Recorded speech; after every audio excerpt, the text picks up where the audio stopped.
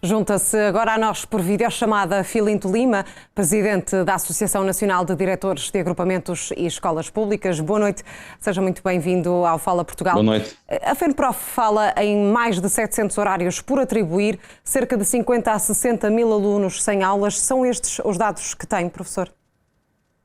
Nós não temos esses dados foram avançados de facto por essa associação de sindicatos de professores. O que nós sabemos em relação à escassez de professores é que desde o finais de agosto deste ano, portanto antes de começar mesmo o ano escolar, já tínhamos escolas, sobretudo do Lisboa e Valtejo e do Algarve, portanto a avançarem com a oferta de escola, sinal que o sistema em algumas regiões e em algumas disciplinas, o sistema de colocação de professores não respondeu. O que não é normal, normal é que o sistema não responda mais para a frente, mas desde logo em agosto. Isto é um indício que de facto poderão faltar professores nos próximos meses, professores em regime de substituição, nos próximos meses para de facto estarem nas escolas. Mas é um problema que este Ministério da Educação, ao que me parece, está a querer resolver, não enterrou a cabeça na areia, está com medidas tentando atenuar os efeitos deste grave problema.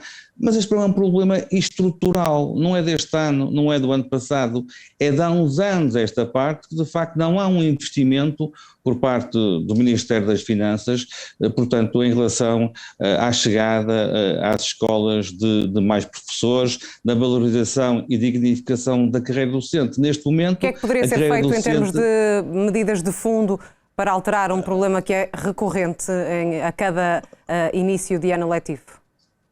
Exatamente, há soluções para isso. Por exemplo, nós neste momento temos no sistema educativo português milhares de professores contratados que dão aulas há 10, 20 e mais anos e que todos os anos, no dia 1 de setembro, estão no desemprego.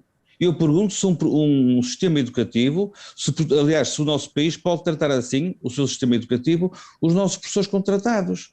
Nós não temos professores de facto que se vejam, temos falta de professores e mesmo assim tratamos mal os nossos professores. Eu o que aqui propunha era de facto a abertura de um concurso extraordinário para professores contratados, são professores muito habilitados, muito experientes, como eu já disse, e iriam atenuar grandemente este problema que é bom que se diga, para já não se estende ao país por inteiro, mas localiza-se muito em Lisboa e Valtejo, no Algarve e também no Alentejo em relação a algumas disciplinas. E em que medida é que isso pode afetar os alunos, que são, no fundo, também aqui as vítimas desta falta de professores?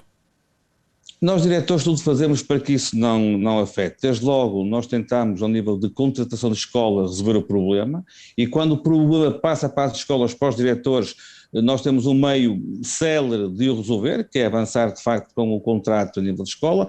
Podemos, se formos autorizados também, a que alguns professores dos quadros tenham horas extraordinárias, mas não me parece que esta seja a solução. A solução aqui é, de facto, motivar os nossos jovens para seguirem a carreira docente. O que é certo é que quando os nossos jovens, quando entram nas faculdades, retirando este ano que houve aqui um acréscimo interessante do número de alunos que querem ser, portanto, alunos universitários que querem ser professores, mas por norma até o momento isso não acontece, os jovens não querem seguir a carreira docente. Mas neste momento temos a jubilar, a aposentarem cerca de 200 professores mensalmente. É um número muito elevado porque do outro lado, de facto, poucos querem ser professores. É preciso investir na carreira docente, é preciso apoiar os professores que estão a centenas de quilómetros de casa, quer ao nível da estadia, quer ao nível da deslocação. É preciso aumentar os vencimentos de todos os professores, tendo em conta a responsabilidade, os professores são mal pagos e, portanto, é preciso acabar com a burocracia, é preciso também alterar a avaliação de desempenho docente para que esta carreira, esta profissão, que é a mais bela do mundo, seja de facto mais apetecível como era no passado. Sente, Filinto, que pode haver aqui uma certa normalização deste problema? Ouvimos o próprio Ministro da Educação desvalorizar um arranque de aulas com horários por atribuir, por exemplo.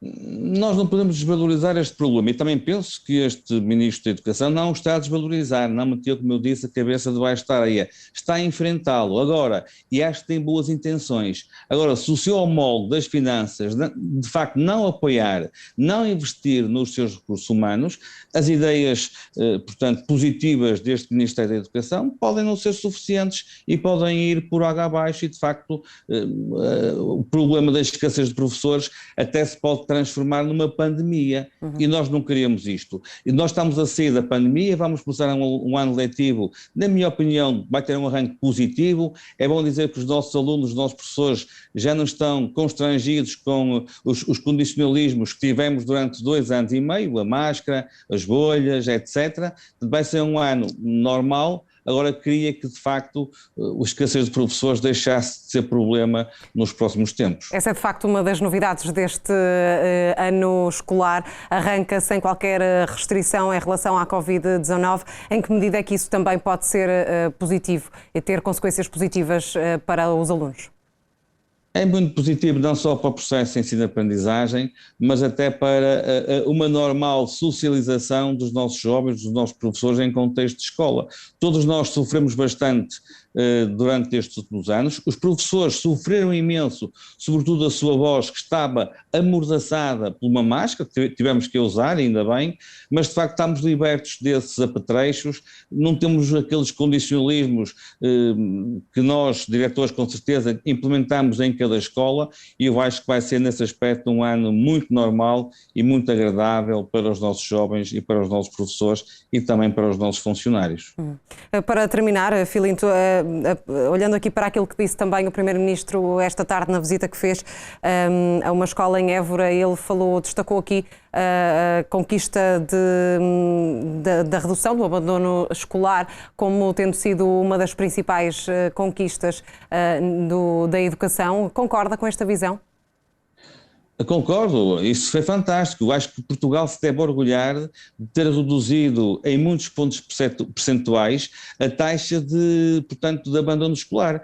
Isso é muito importante e devemos orgulhar desse tipo de situação. Devemos também nos orgulhar, por exemplo, do trabalho da excelência que é feito nas escolas públicas portuguesas ao nível da educação inclusiva. Eu quero dizer já agora que na próxima semana em Gaia, eu sou de Gaia, a escola que eu lidero, e podia ser outra escola pública portuguesa qualquer, irá ter aqui durante 2 dias 4 jornalistas da televisão belga, que percebem que aqui em Portugal nós trabalhamos muito bem a educação inclusiva. Nós temos que ter orgulho na nossa educação e naquilo que estiver menos bem, e a escassez de professores é algo que de facto não está bem, temos que de facto apresentar medidas para ultrapassar os problemas, mas devemos ter orgulho na educação portuguesa, malgrado algumas situações que temos que corrigir. Muito bem. Filinto Lima, obrigada pela sua participação no Fala Portugal e boa noite.